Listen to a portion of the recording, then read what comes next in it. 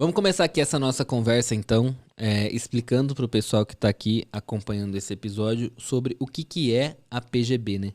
A Pesquisa Game Brasil existe, eu vou aqui até usar o material deles para não cometer nenhum erro. Ela existe desde 2013, né? E ela é desenvolvida pelo Siux Group e Go Gamers, em parceria com a Blend New Research e com a ESPM, ou seja, tem muita gente envolvida aí. Toda a pesquisa é desenvolvida com questionários próprios, com ampla cobertura e tópicos que desenvolvem o público gamer e todo o seu ecossistema. E aí o que é mais legal é que ela não fala só de Brasil, ela também fala um pouquinho da América Latina, porque ela traz alguns países da América Latina, como Argentina, Chile, Colômbia e México. Então, ela dá um panorama bem bacana, assim, não só de Brasil, mas de um pouquinho do que está acontecendo com os nossos países vizinhos aí também. Muita coisa tem mudado recentemente, né? A gente passou ali por um período de pandemia, onde absurdamente cresceu a quantidade do público gamer, porque não tinha o que fazer em casa, tinha que ficar jogando. E aí, o que eu acho engraçado, que é ao contrário dos outros cenários onde o público cresceu durante a pandemia, por exemplo, já, sei lá, o público que assiste reality show, por exemplo, que cresceu bastante, com o pós-pandemia, eu acho que esse público não tende a baixar, né? Eu acho que a ideia é que o pessoal realmente transforme isso como parte da sua rotina ali. O que você acha? Eu concordo e discordo. Eu acho que assim, trouxe um público novo. Eu lembro que, por exemplo, eu vi um boom de algumas coisas, né? Tipo, essa galera jogando Dead by Daylight, né? Nossa, era um monte de stream de Dead by Daylight, e um público que normalmente não era um público muito envolvido com os games, com um incentivo muito grande, inclusive, do próprio Facebook Gaming, que Sim. era, tipo, as drags, né? Como, por exemplo, como é o nome daquela... A Samira Close? A Samira Close, fazendo lives e mais lives, e trazendo um público LGBT que não era um público que eu vinha muito envolvido com o mundo dos games, trazendo esse público. Hoje eu tenho uma série de amigos que começaram a jogar Dead by Daylight por causa disso. E outros jogos também, o próprio GTA RP, né? Então Cidade Alta, esses RPs aí baseados em GTA. Muita gente começou a jogar porque traz essa coisa toda desse roleplay, que inclusive eram pessoas que lá atrás jogavam Rabo, depois ficaram um tempão Sim. sem jogar nada mais, né? Não sei nem se... É isso que é engraçado, né? Que o Rabo, não sei se as pessoas consideravam um jogo, né? Eu acho que o Rabo é tipo assim. Não sei, era mais Tipo, uma comunidade. Second Life era um jogo, tipo, era um. mas o Rabo não era um jogo. Era um lugar onde você ia ali pra encontrar uma galera, The bater um Sims papo. é um jogo, mas o Rabo não é um jogo. Não, eu acho que é um jogo, na real. Tipo, eu sempre considerei um jogo, mas é porque ele é meio diferente, né? Tipo, É que a estrutura é um pouco diferente, né? porque, Você entrava tipo, num site. tem um rolê de comunidade mesmo, assim, que The Sims, por exemplo, não tem. O Second Life já tem, de você entrar lá e você ter o contato com a galera e tal. Mas o The Sims é tipo, é você ali jogando e você mesmo fazendo. O máximo que você pode fazer é conversar com outras pessoas que também jogam The Sims, mas não é a mesma coisa. Tipo, você entrava no Rabo ali, você podia dar um tempo, assim, da vida real ali, só trocar ideia com a galera de qualquer coisa, porque não tinha ninguém ali que ia te julgar. E se julgar, bom, sai do meu quarto, vai embora, tá ligado? Não tem mais o que fazer. Pois é, e aí eu acho que traz os games pra esse universo, pra essas pessoas que até então não tinham muito esse contato com o universo dos games, e elas têm essa experimentação que é muito interessante, e que a gente viu muito na pandemia. Uma outra coisa que a gente viu muito na pandemia, o crescimento dos games mobile, né? Então as pessoas jogando ali nos seus celulares foi uma coisa também que a gente viu acontecer. E o que eu acho que acontece também na pandemia é você tem mais tempo disponível, Sim. você acaba dedicando mais tempo para isso e até mesmo experimentando outras coisas. A gente fala muito do sucesso do TikTok na pandemia, era um pouco isso. A gente tinha muito tempo livre, a gente tava no Instagram, de repente já tinha aparecia aquela mensagem no Instagram, você já viu tudo. Aí bate aquela tristeza, não tem mais o que ver. O TikTok chega pra Você vai momento, pra tá uma com outra tempo rede, livre, toma aqui, cai no TikTok, você gasta 2 horas lá sem perceber e acabou. Exatamente. Então eu acho que tem essa coisa de ter mais tempo livre e testar coisas novas. Eu joguei muitos jogos novos durante a pandemia.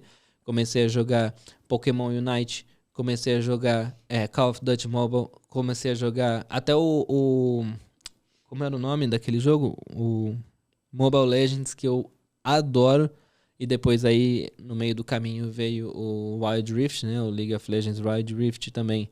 mas eu ainda sou da galera que ficou com o Mobile Legends. Então, assim, você tem tempo disponível para experimentar coisas que antes você não experimentaria. Antigamente eu jogava Candy Crush no avião, era basicamente o que eu jogava, porque toda vez que eu tava no avião não tinha sinal de internet, eu jogava um joguinho que dava para jogar offline, e normalmente era o Candy Crush. E aí, quando você traz essas pessoas para experimentar, você amplia muito a sua base. E quando volta da pandemia, que é um pouco da parte que eu falei que eu discordava um pouco, as pessoas não têm mais esse tempo todo. Sim. Então, cai muito. Mas, ao mesmo tempo, cai o tempo de jogo, mas eu não sei se cai o jogo. Tipo assim, então a eu pessoa acho que é ainda isso. continua com o seu hábito de jogar em algum momento. Sim. Né? Por exemplo, agora eu acabei de começar a jogar Hogwarts Legacy e eu jogo no final de semana, que é o que dá. Sim. Não dá mais pra jogar durante a semana. Total, Né? não, eu acho que é justamente isso. Tipo assim, é um ponto ali que, por exemplo, uma pessoa pré-pandemia, quando ela não tinha o que fazer, tava num tempo ocioso, ela ia, sei lá, dar um passeio no parque, sei lá, no Parque Ibirapuera. E aí agora, conforme a pessoa conhece, que tem o mundo dos games, conhece ali um jogo diferente pra tá participando, no momento em que ela tiver um tempo livre, em vez de ir no parque, ela vai jogar, sabe? Eu acho que não tem mais aquele rolê de ficar o tempo inteiro jogando, mas é um novo hobby ali que a galera descobriu que realmente dá pra explorar em alguns momentos. Você fez uma comparação um pouco injusta, né? Não, foi. Os médicos vão odiar esse episódio. Não, sim, total. Eu sei que Ao não invés foi... de ficar nas redes sociais, a pessoa pode jogar, né? Foi uma... Vão para o parque, pessoas. Vão ver a luz do dia. A gente passou muito tempo dentro de casa. É verdade, tem razão. Desculpa. Eu não tô incentivando ninguém a jogar, até porque eu não jogo. Não joga? Eu não jogo. Nada? Não. Nada? Nada. Só bet, né? Só o foguetinho. Eu perdi dinheiro, já parei com isso. Bom, vamos falar aqui um pouquinho da pesquisa. Eu queria só entrar um pouquinho sobre metodologia. Eles têm um monte de slide falando sobre metodologia, mas eu queria falar de alguns pontos chaves aqui da metodologia. O primeiro deles, que o questionário é 100% online. Ele é feito com 14.825 participantes. Foi realizado de 27 de janeiro a 2 de fevereiro desse ano. E traz aí a ideia de analisar diferentes tipos de comportamento, como, por exemplo, comportamento in-game, que é aquele comportamento dentro do jogo digital. Sim. Comportamento about game, que é relacionado à experiência do jogador com os jogos digitais, de modo geral. E o comportamento out of game, que é entendendo que o jogador ele é um indivíduo que, quando ele não está jogando, ele faz outras coisas e se envolve com outras coisas e tentar entender um pouco que coisas são essas que esses jogadores fazem quando não estão jogando. Total. Né? Eu achei bem bacana essa... Porque sai meio que do macro e vai entrando... Quer dizer, eu falei aqui do micro, né? Que é a parte do in-game e vai amplificando um pouco esse universo desse jogador. Né? Sim. Aí aqui a gente tem um pouquinho de objetivos também, né? De objetivo principal, de investigar o perfil demográfico, sociocultural e comportamental desse consumidor, entender as plataformas, o consumo de jogos, entender fandom, entender a identidade, tentar entender um pouco sobre pais e filhos, essa relação também, hábito de consumo indiretamente realizado aos jogos digitais, né? Então, hábito de consumo de jogos que não são digitais, hábito de consumo de alimentos durante as partidas, hábito de consumo de mídia e atividades que competem com jogos digitais, que aí a gente entra no que a gente chama um pouco de economia da atenção, né? Que no final das contas tudo está competindo, né? Sim. A rede social compete com o jogo, que compete com a televisão, que compete com um post do TikTok. Então, no final, todo mundo tem uma atenção que está limitada ali a 24 horas do dia.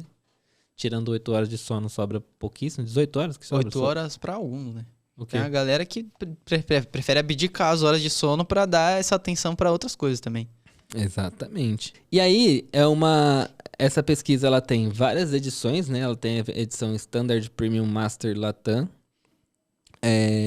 E aí, a gente tá aqui com a edição gratuita, porque eu não sabia que tinha o Top of Mind, senão a gente tinha comprado essa pesquisa. Você não ia ter comprado, não. Quanto é? R$7.500. A gente nunca teria comprado essa pesquisa.